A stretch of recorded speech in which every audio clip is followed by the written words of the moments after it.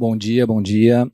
Primeiro, eu agradeço aí a ACM, ao Summit, né? Acho que a gente tem tido oportunidades muito legais de discutir temas extremamente relevantes e olhar bastante também para a tecnologia, para o que tem vindo aí de inovação e de coisas que tendem a ajudar cada vez mais no cuidado em saúde, né? No cuidado com as pessoas, para aprimorar mesmo os negócios e para aprimorar toda essa jornada aí de atenção que a gente tem discutido tanto, né, e esse olhar tão significativo aí para a saúde. Deixa eu passar aqui.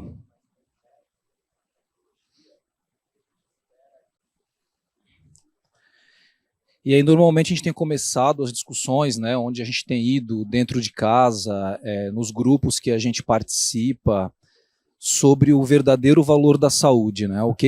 Qual é o verdadeiro valor da saúde para cada um de nós que está aqui, para cada uma das empresas, né, que atua aí com seus colaboradores, para cada uma das pessoas que está todos os dias aí transformando, né, ou indo para a sua jornada de trabalho, de lazer. Qual que é o verdadeiro valor da saúde, né, para cada um de nós? O que a gente tem pregado cada vez mais sobre isso e como que a gente tem cuidado disso quando a gente quer relacionar isso com longevidade, com qualidade, com cuidado de fato.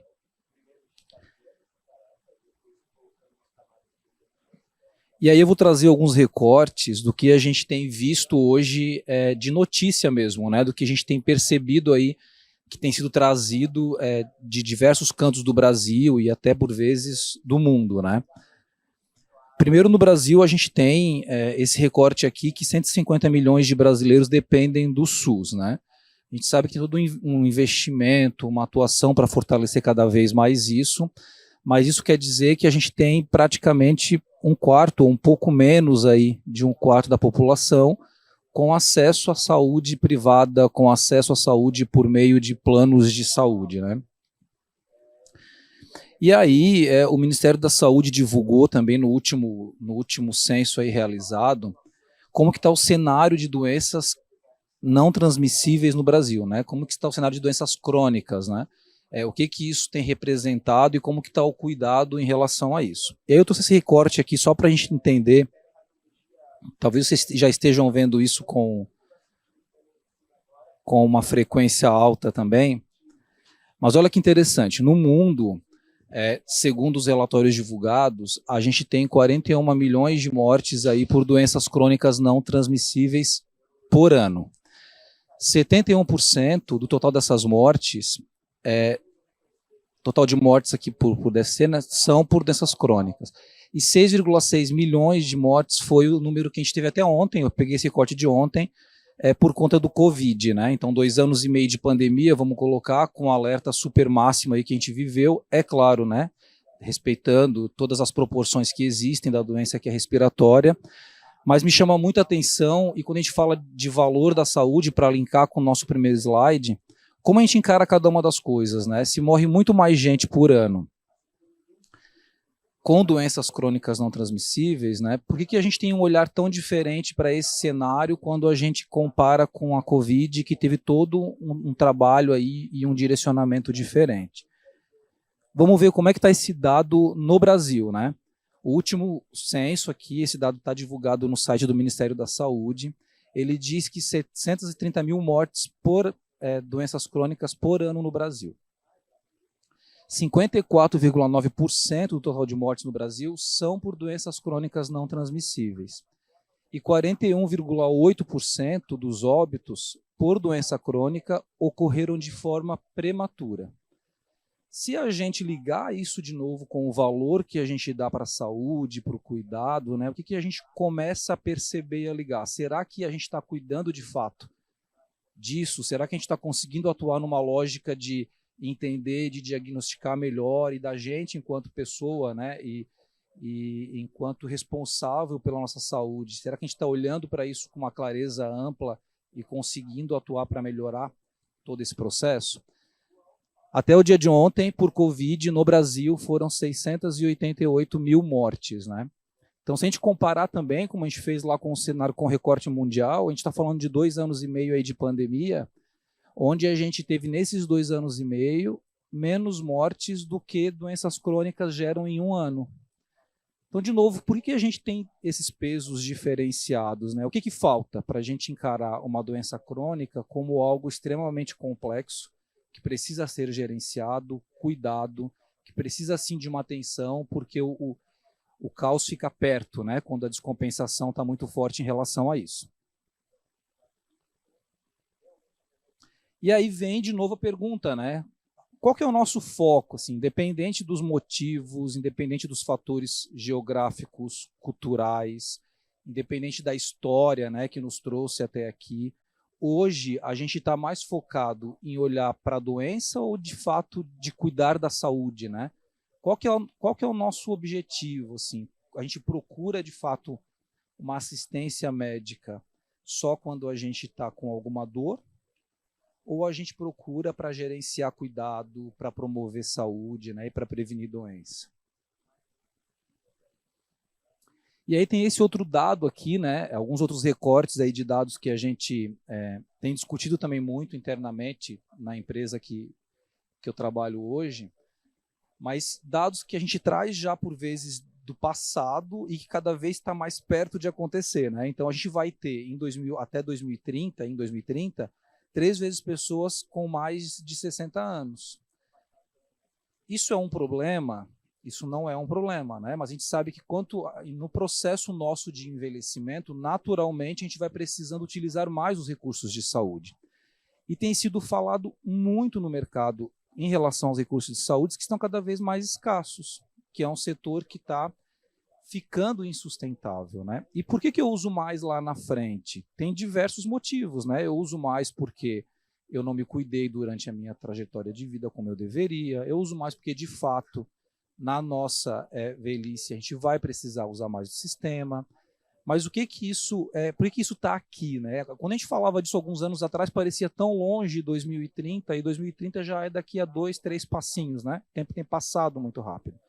Então, o que a gente vai fazer? A gente vai continuar olhando só para a doença, que foi a pergunta que a gente olhou no slide anterior, né? Ou a gente vai começar já a tratar e a cuidar melhor da saúde? Mais de 40% dos brasileiros têm pelo menos uma doença crônica, segundo dado do último censo também. Uma hipertensão, uma diabetes, né? Ele pode ter um problema pulmonar, então uma obesidade. Então a gente tem diversas doenças crônicas não transmissíveis. E lá no relatório do censo a gente percebe isso, né? Do Vigitel, como está hoje percebido e distribuído na população brasileira. Mas pelo menos 40%, é quase metade da população. E isso é por questionário autorreferido, né? Imagina se a gente conseguisse fazer, de fato, uma perfilação completa da população com um diagnóstico real para entender quem tem doença crônica, né? A gente tem discutido com os nossos médicos e nas populações que a gente cuida, a gente tem percebido muito mais. Quando eu olho para dentro de uma empresa ou quando eu olho para dentro de uma operadora de plano de saúde, que é o histórico que a gente tem aqui de atuação, e que a gente consegue pegar uma população e recortar ela, né, e fazer um mapeamento de saúde dela, muito mais gente tem doença crônica do que a gente vê nos relatórios que saem do censo, do Vigitel, porque a gente está diagnosticando mesmo, né? 18% dos brasileiros são obesos, segundo o mesmo relatório. 20% da população afirma que consome álcool em excesso. 9% da população brasileira sofre de ansiedade e a gente teve uma explosão de questões relacionadas à saúde mental nos últimos 2 anos, né? Eu acho que a gente falava pouco sobre isso, está sendo mais falado sobre, mas tem surgido muita discussão sobre saúde mental, sobre a questão emocional e sobre como isso é um pilar forte também de saúde, da nossa saúde, né, das pessoas. No Brasil, é estimado, e tem um estudo da DRG, uma empresa de Minas, né, que ela faz sobre isso dentro dos hospitais, mas é estimado que 40 bilhões sejam gastos em desperdício no setor por ano. E aí por diversos motivos, tá?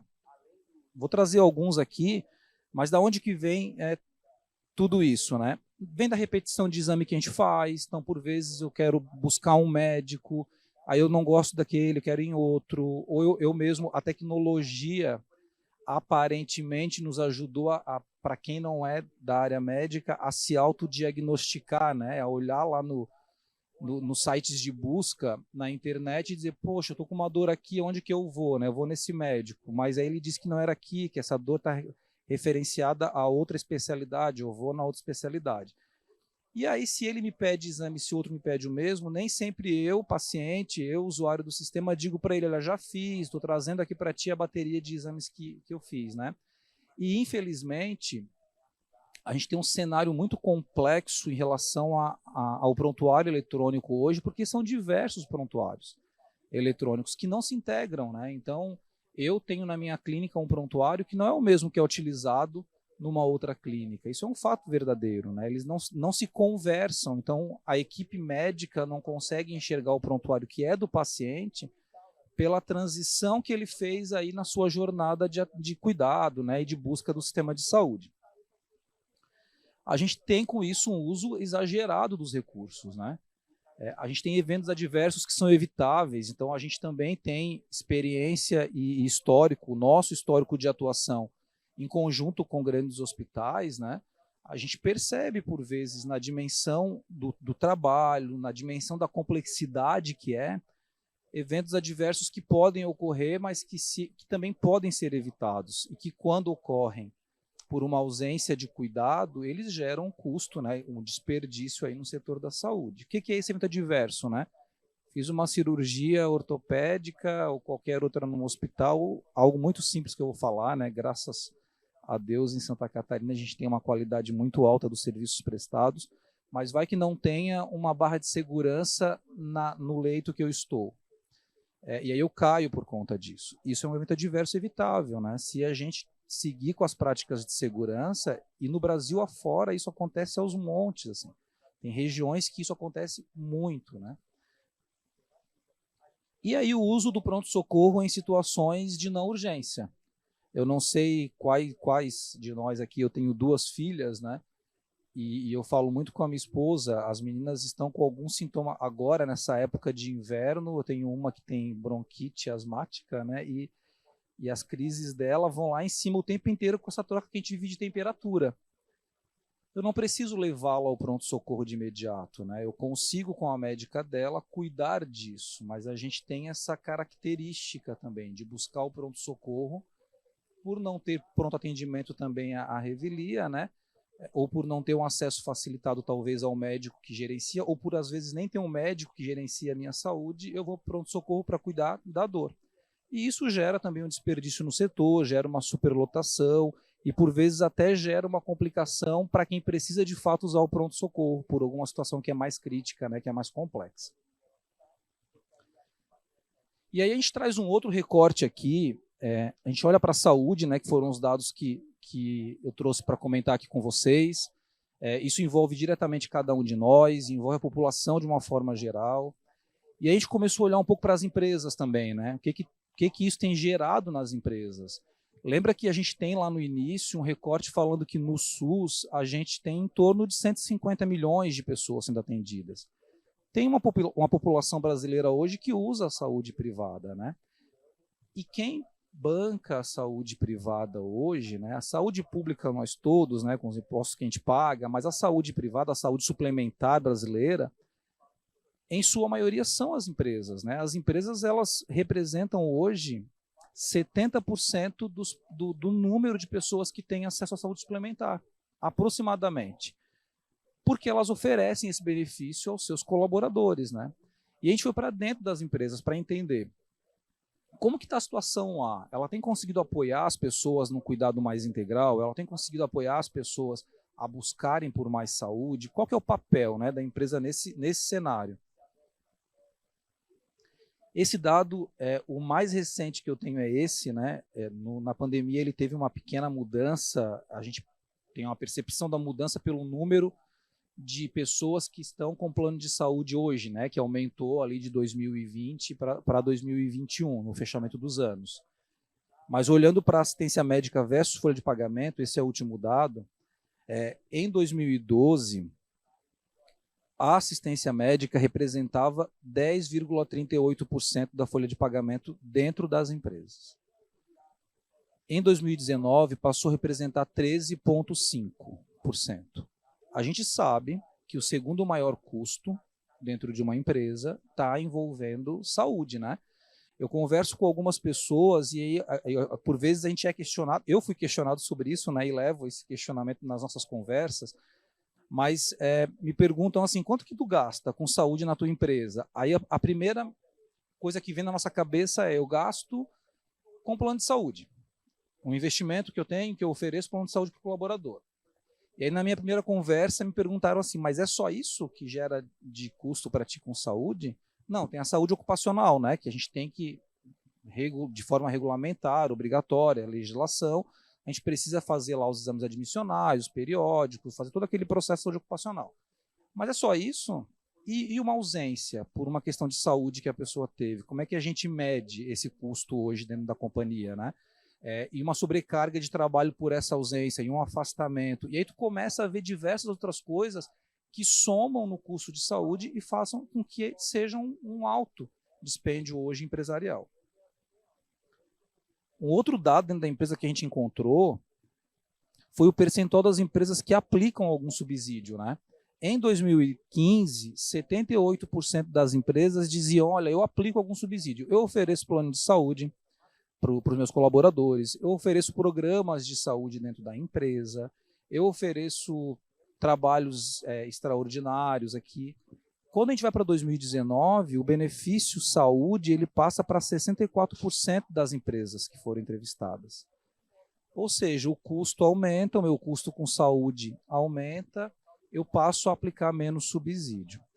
Como que a gente muda tudo isso, né? Como que a gente consegue olhar para a saúde, para aqueles dados que a gente viu até aqui, como que a gente consegue fortalecer a promoção, a saúde, a prevenção de doenças e como que a gente usa os agentes que estão ao nosso redor para que eles sejam, de fato, os agentes transformadores, né? Que apoiem a cada um de nós, a sua população, ao seu quadro de colaboradores, a produzirem melhor em todas as suas esferas de vida, né? A terem mais saúde.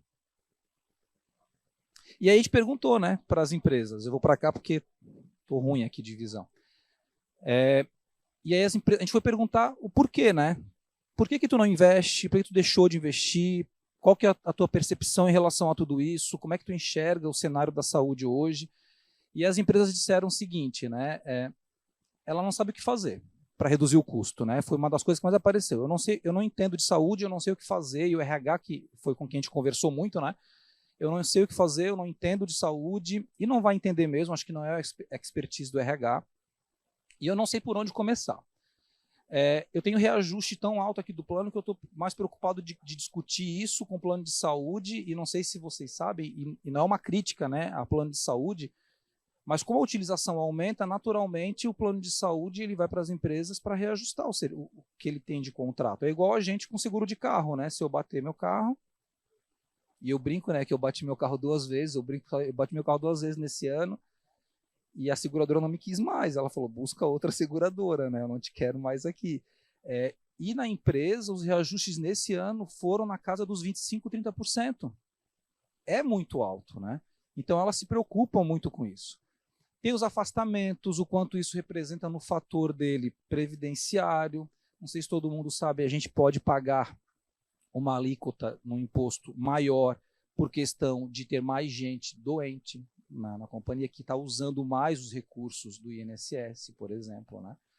Então, elas não sabem também como mexer com isso, tem que ter um olhar direcionado. Algumas trouxeram a saúde dos executivos, a sobrecarga e o quanto isso pode estar descendo para os níveis, né, de operação e prejudicando toda a saúde emocional e física das pessoas. Dificuldade de mapear o perfil de saúde dentro da empresa, problema com acesso à saúde dos colaboradores, né? Precisa agendar uma consulta, eu não ofereço plano, daí não consegue no SUS, ou eu ofereço e demora para conseguir um acesso. Tem uma dúvida muito forte, né? Hoje em dia a gente vê menos empresas oferecendo plano de saúde, estendendo o plano de saúde para os familiares, para os dependentes legais, né? Oferece mais para o colaborador. Então elas se preocupam com isso também. Dificuldade para implantar programas de saúde, não sabe o que fazer, não sabe o que dá certo, o que dá errado, não sabe se dá resultado. Impacto relacionado à saúde mental e o forte absenteísmo em algumas corporações que trouxeram isso também, né? E a gente, né? Qual que é a nossa dor? A gente costuma dentro de casa olhar para isso também, né? Qual que é a dor que a gente tem hoje que nos faz pensar em saúde? A gente usa alguns termos, né? Quando a gente vai dar feliz aniversário para alguém, a gente deseja saúde, né? Quando a gente vai brindar, a gente brinda saúde. Mas o que de fato eu faço para cuidar disso, para cuidar da saúde, né?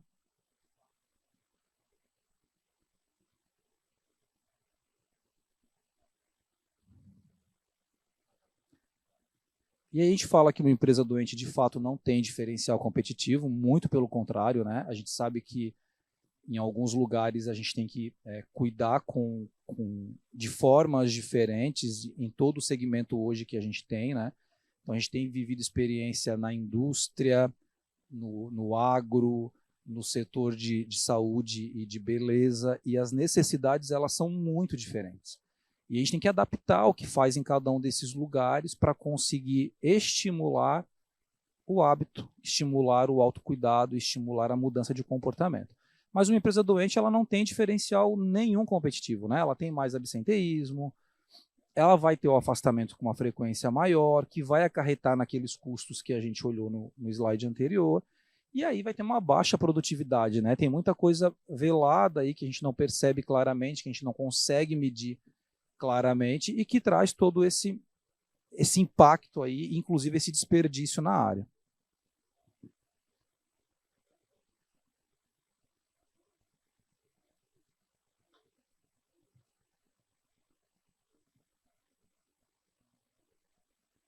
E o que tudo isso tem a ver com a saúde ser o novo oceano azul, né? O que a gente pode fazer? Vou trazer um conceito que vocês devem conhecer já, mas segundo a Organização Mundial de Saúde, saúde é estado de completo bem-estar físico, mental e social. A gente precisa unir essa tríade aí, né, para conseguir trabalhar na promoção e na prevenção. E a ausência, e não somente a ausência de enfermidade ou de invalidez, né? E a gente também sabe, segundo a ASAP, que 50% dos fatores que determinam a nossa saúde, eles estão relacionados ao nosso hábito. Eu preciso transformar o meu hábito, e hábito é constância, para eu conseguir ser diferente em alguma coisa. E isso não é diferente na saúde. Depois tem 20% do ambiente onde eu convivo, né? Então por isso que a gente entende também que a empresa tem um papel fundamental nesse processo. A genética, que talvez a gente consiga mudar quase nada disso aqui. E 10% refere-se a acesso, né? A eu ter disponível na minha região, disponibilidade ali de médico, de hospital, de ambulatório, de pronto-socorro, né?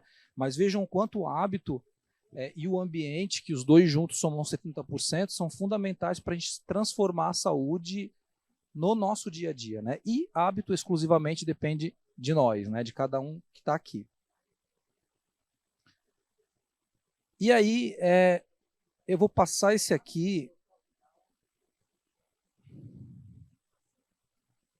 para chegar aqui. Tem um outro recorte, esse primeiro aqui de um site de economia, que diz que 81% das empresas pretendem criar ou melhorar programas de promoção de saúde nos próximos anos. Isso é uma coisa legal, né? É a empresa ajudando a gente também a atuar mais. Empresas que investem na saúde dos funcionários têm melhor desempenho no mercado. Esse aqui é um artigo, né, que compara empresas que praticam serviços, programas de saúde para os seus funcionários e empresas que não praticam e compara os resultados que os dois têm.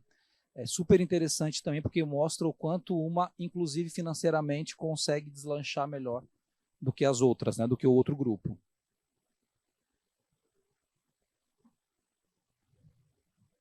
62% dos gestores sinalizam que suas empresas devem fortalecer a gestão de informação de saúde dos trabalhadores para promover investimentos mais assertivos, né?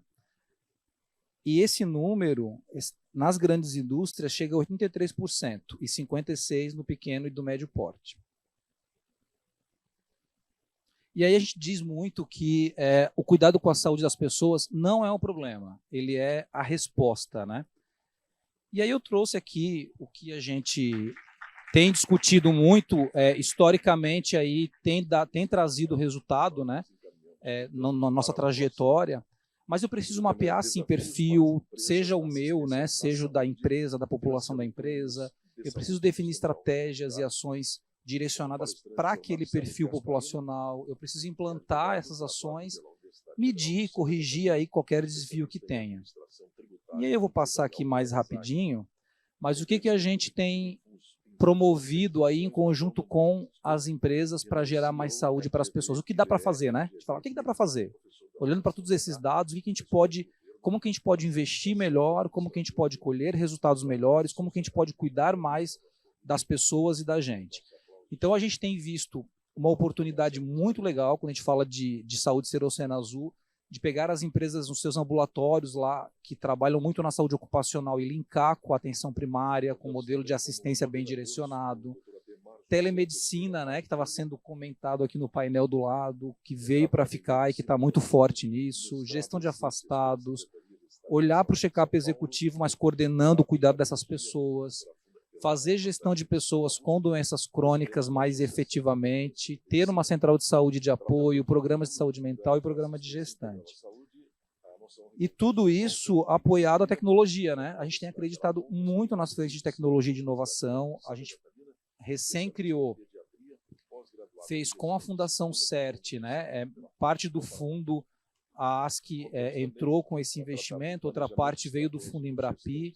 A gente trabalhou numa maleta com 5 dispositivos portáteis ligados ao nosso prontuário. Lá tem um eletrocardiograma, tem um ultrassom, e a gente vai para dentro das empresas com isso, né? Uma balança de bioimpedância.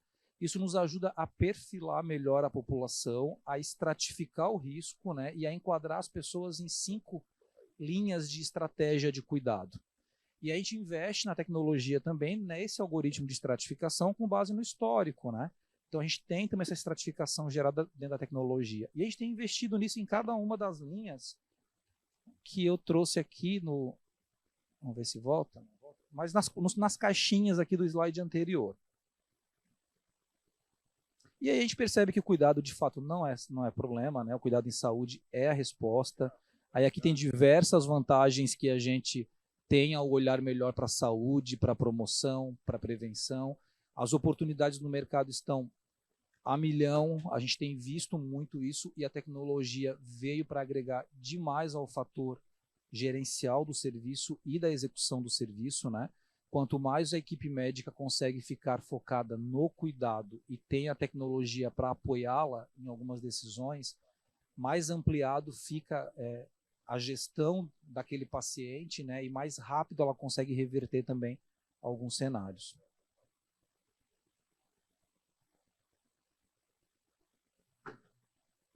E é isso, gente. Lembrem-se aí que pessoas mais saudáveis são mais felizes, né? E, por consequência, são mais produtivas em todos os seus pilares de atuação, seja na nossa vida pessoal, profissional. A gente é um ser único, né? Então, quanto mais saudável a gente estiver, melhor. Se alguém tem dúvida aí que a saúde é o novo Oceano Azul, fico à disposição para a gente bater um papo. E aí estão os meus dados. Muito obrigado.